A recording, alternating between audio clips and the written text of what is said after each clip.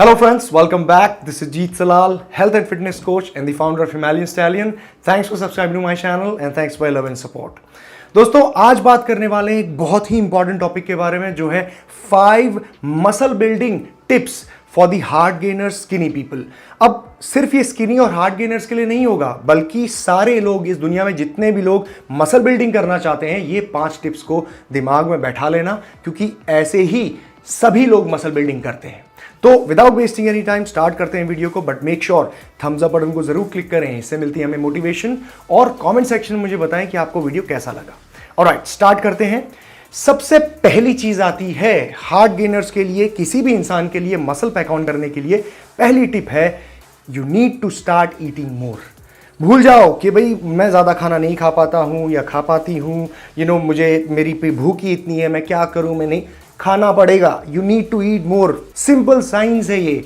आपको calorie surplus में रहना पड़ेगा। अब कैलोरी सरप्लस का मतलब क्या होता है?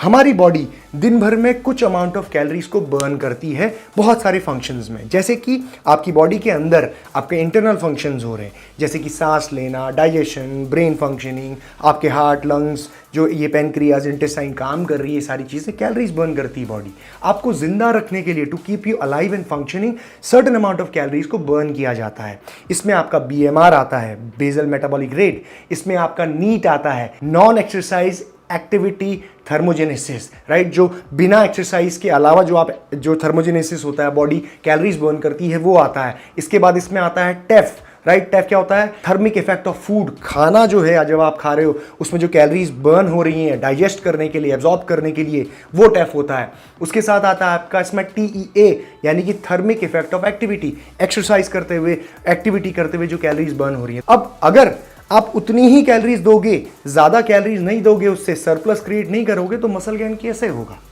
आपको भूख नहीं लगती, यह आपका प्रॉब्लम है, लेकिन आपकी बॉडी का ग्रोथ तब तक नहीं होगा जब उसको ज्यादा कैलोरीज नहीं मिलेगी। सिंपल साइंस है। ओवर प्रोटेक्टिव मदर होती है आपकी बॉडी। अगर आप उसको ज्यादा कैलोरीज दोगे तो वो अपने आप में स्टोर कर लेती है, और ज्यादातर केसेस में लोग इतनी ज्यादा कैलोरीज कंज्यूम कर लेते हैं तो बॉडी क्या करती है? फैट के फॉर्म में उसे स्टोर कर लेती है। लेकिन हमें वो नहीं चाहिए, हमें मसल के फॉर्म में चाहिए। तो मसल के फॉर्म में जब भी आपको अपनी कैलोरीज को स्टोर करना होता है तो वहां पे ट्रेनिंग की मदद ली जाती है। मसल को ट्रेन किया जाता है, मसल में रिक्वायरमेंट पैदा की जाती है और फिर कैलोरीज दी जाती है। जब उसको कैलोरीज मिलेगी, न्यूट्रिएंट्स मिलेंगे, तो मसल ग्रो करता है। And guys, before we jump on to the next point, एक बहुत ही important information. It's not even mid summer season yet, लेकिन गर्मी, टेम्परेचर बहुत हाई जा रहा है, but this should not be a reason to skip the gym workout. इसीलिए एक प्रॉपर डाइट और सप्लीमेंट्स के सपोर्ट के साथ आप अपनी ट्रेनिंग रूटीन को, रेजिम को कंटिन्यू रख सकते हैं इस समर में भी। And to buy 100% original supplements, I trust Nutrabay. और खास बात यह है कि इस वक्त mid month bonanza sale 15 to 17 चल रही है, जहां पे आप बहुत सारी चीजें, सप्लीमेंट्स परचेज कर सकते हैं on a very exciting prices. Nutrabay एक बेस्ट ऑनलाइन प्लेटफॉर्म है जहां पे आपको ऑथेंटिक और जेन्युइन सप्लीमेंट्स मिलते हैं। फिर चाहे आपका गोल फिटनेस हो, या फिर मसल बिल्डिंग हो, या फिर वेट मैनेजमेंट हो, एनर्जी हो, जनरल फिटनेस हो, आपको सारी चीजें यहाँ पे सप्लीमेंट्स अवेलेबल होते हैं। न्यूट्राबे 70+ इंटरनेशनल और नेशनल ब्रांड्स में डील करता है। उनके सारे प्रोडक्ट्स लैब टेस्टेड, सर्टिफाइड और बहुत ही अच्छे अमेजिंग ऑफर्स में आपको वेबसाइट में अवेलेबल होते हैं। और अगर आप परचेज करना चाहते हैं अभी इस वक्त, तो आप डिस्क्रिप्शन बॉक्स में सारे लिंक्स को चेक कर सकते हैं। मिड मंथ बोनेंजा सेल्स में आपको बहुत एक्साइटिंग डिस्काउंट्स मिलेंगे, so check it out. Alright, second point आता है यहाँ पे ट्रैकिंग योर कैलोरीज।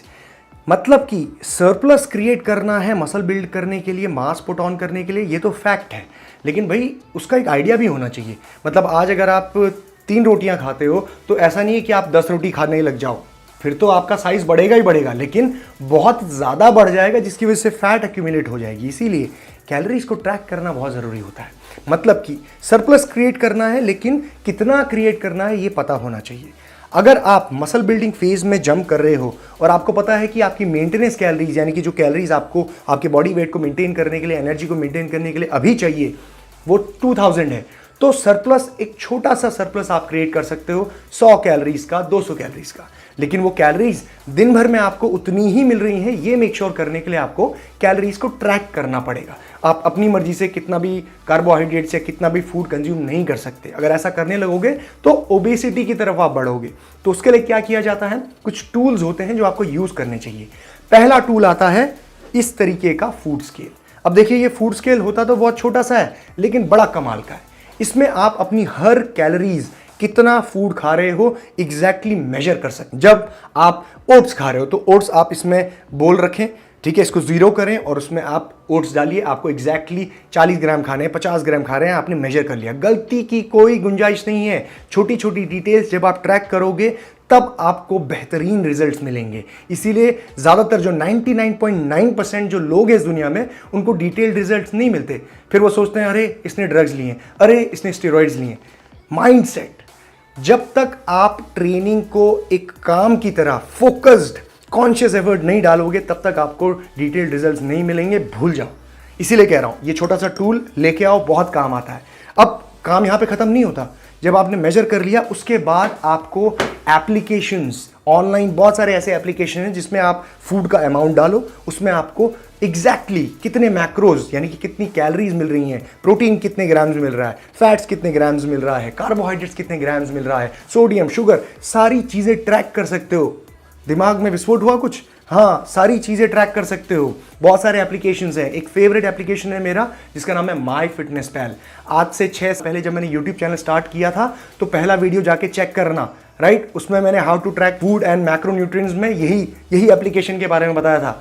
फोन में डाउनलोड करो उसे, अपने लैपटॉप में उसको ब्राउजर में खोलो, चेक करो। Whatever you eat, whatever you drink, put that in application, आपको सारी डिटेल्स मिलेगी। प्रोग्रेस तभी होगी जब आप अपनी कैलोरीज को ट्रैक करना सीखोगे, ठीक है। ये आप जिम के अंदर जाके अपने आप नहीं आएगा, लर्न करना पड़ेगा, पढ़ना पड़ेगा थोड़ा सा। सो पढ़ो इसको, लर्न करो and find it yourself. Alright, तीसरा पॉइंट आता है ट्रेनिंग प्लान।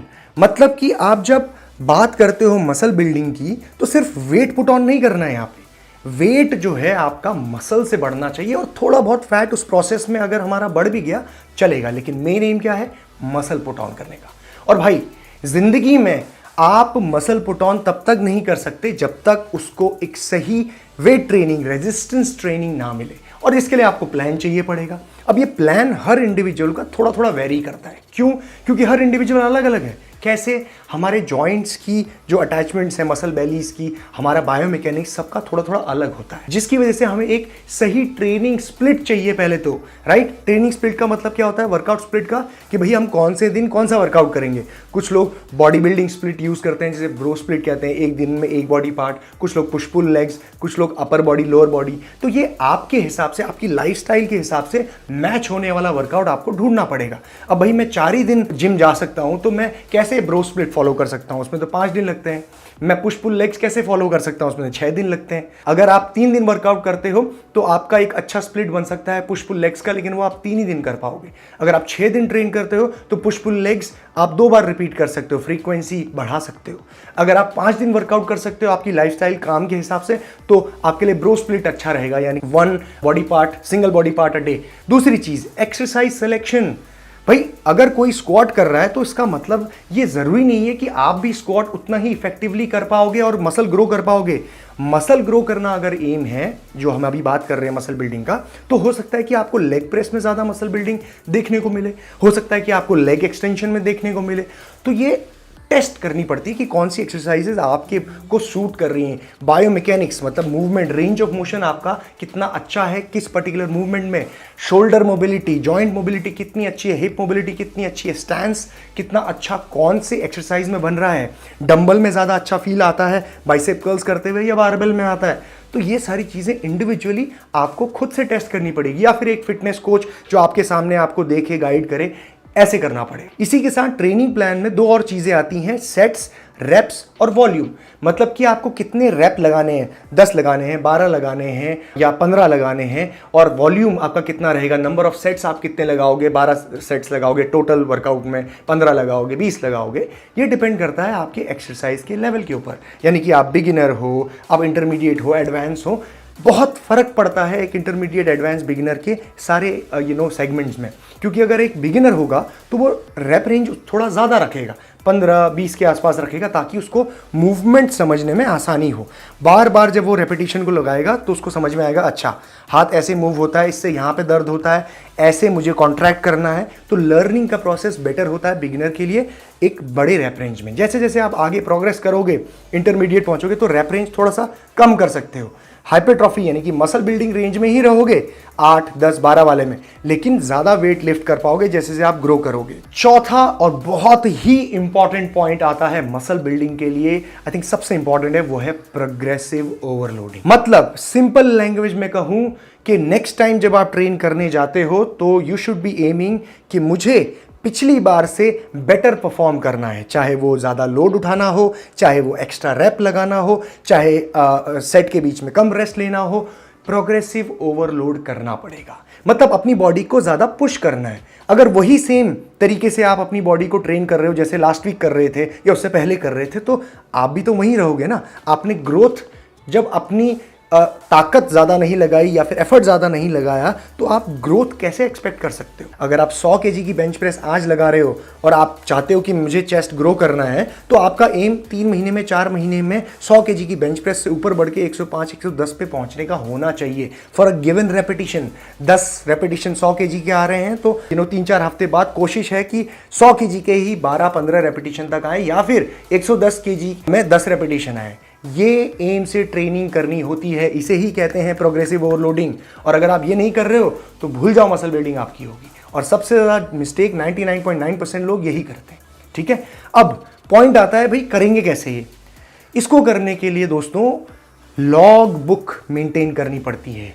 लॉग बुक क्या होता है? नोट्स बनाना। भाई आपने लास्ट टाइम क्या किया था, कौन सी एक्सरसाइज करी थी, कितना रेस्ट लिया था, कितने रेपिटेशंस लगाए थे। अगर आपको इसके बारे में कोई हवा नहीं है, कोई आइडिया ही नहीं है, मतलब कि आपके पास लास्ट टाइम का कोई डेटा नहीं है कि आपने क्या किया था, याद भी नहीं है आपको, तो आप इस वीक क्या करोगे। सो ये चीज़ें आपको खुद से करनी पड़ेंगी। मतलब कि जिम में नोटबुक लेके जाने में अगर आपको शर्म आती है या फिर लोग हंसते हैं देखो नोटबुक लेके आया, क्या दिमाग ही नहीं है इसके पास, याद नहीं रहता ऐसे, भूल जाओ। ये इंडिया में मैंने देखा है किसी को कोई भी नोटबुक, छोटी सी डायरी लेके नहीं आता अपने ये नोट्स करने के लिए। लेकिन फॉरेन कंट्रीज में जो स्पेसिफिक डिटेल ट्रेनिंग करते हैं, जिनको पता है कि मैं लास्ट वीक क्या किया था, इस बार क्या करना है मुझे, they note every single thing down and that's how you get detail results. समझ रहे हो? मतलब कि ये आप ट्रेनिंग को, एक्सरसाइजिंग को इस तरीके से मत लो कि बस जिम के अंदर जाएंगे, अपने आप बस ज्ञान का स्रोत जो है ऊपर से फूटेगा और यहाँ पे से गंगा माँ की तरह सब यहाँ पे हम स्टोर कर लेंगे, शिव जी की तरह। ऐसा नहीं होने वाला। आपको everything you have to do it yourself.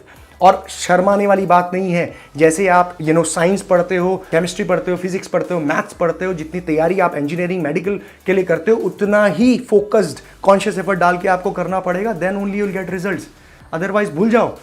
इसीलिए फिर कहते रहना आप इंटरनेट पे लोगों को देख के, यार ये ऐसी कैसी बॉडी बना दी इसने, ये तो पॉसिबल ही नहीं है, नेचुरल, ये तो हो ही नहीं सकता। हम तो 5 साल से कर रहे हैं। 5 साल से 10 साल से कर रहे होगे, लेकिन ऐसे नहीं कर रहे होगे, दुनिया भर के ब्लंडर कर रहे होगे, तभी आपको रिजल्ट नहीं मिल रहा। Focus on details, start making log book. और इसीलिए जब भी आप मेरा ट्रेनिंग प्लान देखते हो, मेरा वर्कआउट प्लान देखते हो, तो उसमें मैं स्ट्रेट सेट्स लगाता हूँ। स्ट्रेट सेट्स मतलब कि हर सेट में, भले ही मुझे 4 सेट लगाने हो, 3 सेट लगाने हो किसी एक गिवन एक्सरसाइज के, I keep the same weight. मतलब कि वर्किंग सेट मेरा सिर्फ एक ही वेट से होता है, सेम वेट से। स्क्वाट लगा रहा हूँ तो 3 सेट 140 kg से ही होंगे, भले ही 6 या 8 रेपिटेशन आ रहे हो। ठीक है, तो इसीलिए इसमें आपको यह बेनिफिट मिलता है कि स्ट्रेट सेट्स में आपको अपनी प्रोग्रेस को ट्रैक करने में बहुत बेनिफिट मिलता है। आपको लास्ट वीक पता होगा कि आपने 3 सेट लगाए 140 kg के 6 रेपिटेशन के, तो दूसरे सेट में कितने रह पाए, तीसरे सेट में कितने रह पाए, बीच में रेस्ट कितना लिया, ट्रैक करना ईजी होता है। Okay, 5th and last important point आता है रिकवरी एंड रेस्ट, या रेस्ट एंड रिकवरी। अब रिकवरी को आप वो मत समझो कि भाई मैं सही खाना खा रहा हूँ, सही सप्लीमेंट ले रहा हूँ तो मेरे रिकवरी बेहतरीन हो जाएगी। बहुत ही इंपॉर्टेंट फैक्टर लोग मिस कर जाते हैं, बहुत ही बड़े परसेंटेज में, आपका रेस्ट। नॉन ट्रेनिंग आवर्स, जब आप ट्रेनिंग नहीं कर रहे हो तब आप क्या कर रहे हो, इससे बहुत फर्क पड़ता है। मतलब आप बैठे हो, आप लेटे हो या आप चल रहे हो, दौड़ रहे हो, ट्रेनिंग के अलावा उससे बहुत फर्क पड़ता है आपकी रिकवरी में और आपके बॉडी मसल कैसे रिकवर हो रहा है, सेंट्रल नर्वस सिस्टम कैसे रिकवर हो रहा है उस पर। अगर आप जिम के अलावा भी दिन भर दौड़ते रहते हो, बेमतलब घूमते रहते हो, या फिर आप जहाँ पे बैठ सकते हो वहाँ पे भी खड़े हो, जहाँ पे लेट सकते हो वहाँ पे भी बैठ के अननेसेसरी अपना टाइम वेस्ट कर रहे हो, तो इससे रिकवरी पे फर्क पड़ता है। क्योंकि the more you get rest the well your body will recover. समझ रहे हो? और इस रेस्ट पीरियड को बढ़ाने के लिए आपको कॉन्शियस एफर्ट डालना पड़ेगा। इनफ स्लीप लेना बहुत ज़रूरी है। एटलीस्ट 7 से 8 घंटे आपको रात को सोना चाहिए, proper deep sleep, quality sleep. ये सबसे मैक्सिमाइज करता है आपके रिकवरी के प्रोसेस को। आपका मसल रिपेयर होता है, इंटरनल ऑर्गन्स भी आपके सही तरीके से रिपेयर होते हैं, ब्रेन फंक्शनिंग सही होती है। स्लीप बहुत इंपॉर्टेंट है। उसके साथ साथ थेरेपीज, बहुत सारे लोग इस पे फोकस नहीं करते कि थेरेपी करानी चाहिए नहीं करानी चाहिए, लेकिन अगर आपको मौका मिलता है तो मसाज, डीप टिश्यू मसाज, इस तरीके की थेरेपीज आपको कराते रहनी चाहिए। इससे पोस्चरल इम्बैलेंस भी आपके दूर होते हैं, साथ ही साथ आपकी बॉडी में जो एक एफिशिएंसी है काम करने की, मसल ग्रो करने की या फिर एक्टिव रहने की, वो बढ़ जाती है। So these are the 5 important tips जो मैं आप सभी लोगों को देना चाहूँगा, specially hard gainers, skinny people. बहुत आपकी ज़िंदगी में ये चीज़ें काम में आने वाली हैं। अगर आपको कोई भी कंफ्यूजन होता है और आपको चाहिए कि कोई टॉपिक में आपको और डिटेल इन्फॉर्मेशन चाहिए, तो कमेंट सेक्शन में मुझे बताइए। I will make a detailed video on how to exactly do that particular thing. Alright, so thank you very much guys and take care. I will see you soon. Jeet Selal, signing of.